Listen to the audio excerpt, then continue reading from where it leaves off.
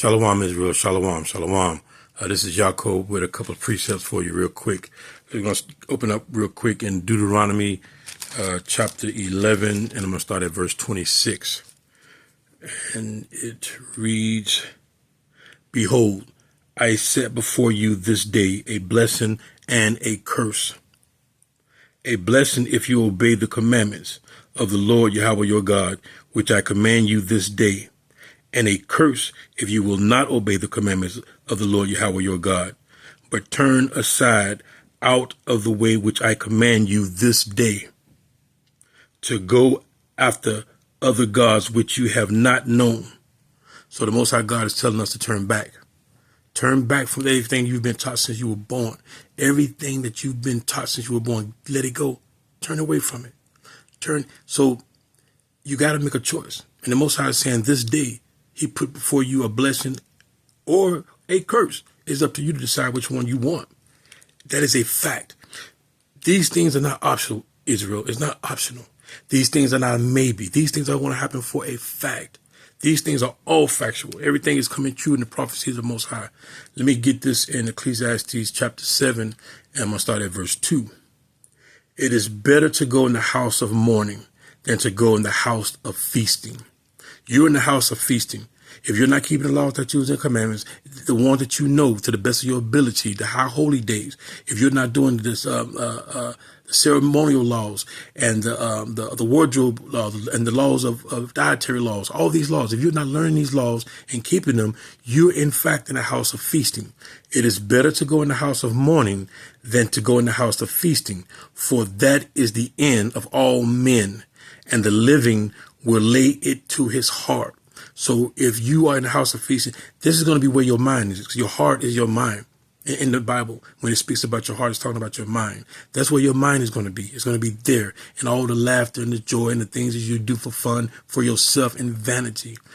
All these things are vanity, and they are vain. I mean, they come to nothing. Verse 3, this is Ecclesiastes 7 and verse 3. "Sorrow is better than laughter, for by the sadness of the countenance, the heart is made better." Sorrow is better than laughter, for by the sadness of the countenance, the heart or the mind is made better. So through your sadness of keeping these laws that because the Most High know you want to do your birthday, He know you want to do Christmas. Those are things that made you happy growing up all your life. But He's saying if you deal with the sadness of walking away from these things, that's what's going to be the wise thing to do. That's what's going to be better for you in the end, because the other one is death. That's death. He's letting you know that.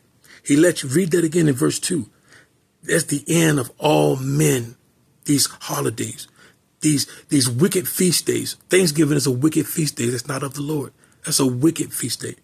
That's a satanic feast day. Verse 4.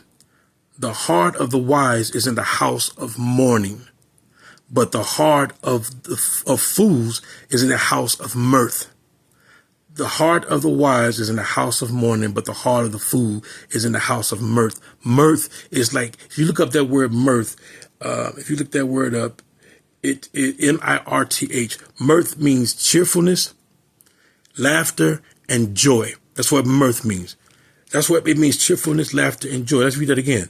"The heart of the wise is in the house of mourning." If you're wise, you're in the house of mourning. On the Shabbat, you're not buying, selling, or doing anything you shouldn't be doing. You're keeping the Shabbat. You're keeping the high holy days. You're not celebrating Christmas and Thanksgiving, your birthdays. They tell you that in Job 1 and Job 1 all the way down to 6 or 7, it tells you not to celebrate your birthday. Only Edom might celebrate Easter. That was a wicked holiday. "The heart of the wise is in the house of mourning, but the heart of fools is in the house of mirth." So if you're in the house of mirth, joy, if this is your rest, if this is where you want to create your businesses, if this is where you want to create your wealth, you are a fool. You're in the house of mirth. You should not be in the house of mirth, sisters and brothers.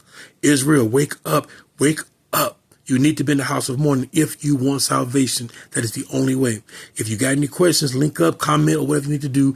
Get these answers. Get this understanding, Israel, because time is running out. World War III is about to kick off. It's prophesied in the Bible. Wake up, Israel. Shalom.